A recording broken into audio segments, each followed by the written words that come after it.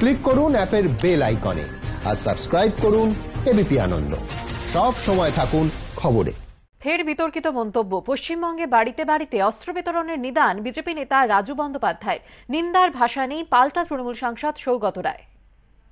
পশ্চিমবঙ্গে যদি আপনি হাতে তরোয়ার ধরেন তাহলে আপনি সমাজ বিরোধী হয়ে গেলেন, আর যদি পিস্তল আর বোম নিয়ে ঘোরেন তাহলে তৃণমূলের নেতা হয়ে গেলেন। আপনার কোনো কেস নেই।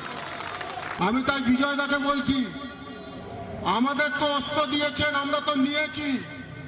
এখন পশ্চিমবঙ্গের যা পরিস্থিতি আছে, বাড়িতে বাড়িতে অস্ত্র বিতরণ করুন, কারণ এই অসুররা পাড়ায় পাড়ায় ঘুরে বেড়াচ্ছে আর তাদের নিধনযোগ্য প্রয়োজন আছে।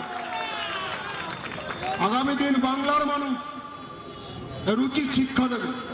বক্তব্যের নিন্দা করার আমার ভাষা নেই।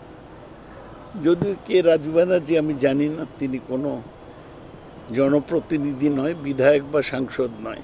বিজেপির মানসিক চিন্তার চিত্র, যে তারা চায় যে অস্ত্র নিয়ে তৃণমূলকে আক্রমণ করতে।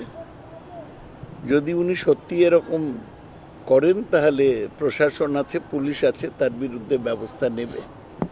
ওরা তো লাঠি খেলা, ছোড়া খেলা দিয়ে শিক্ষা শুরু করে আরএসএসে, সেইটাই ওরা এখন রাজনীতিতে আনতে চাইছে। আমি সর্বতভাবে এর নিন্দা করি।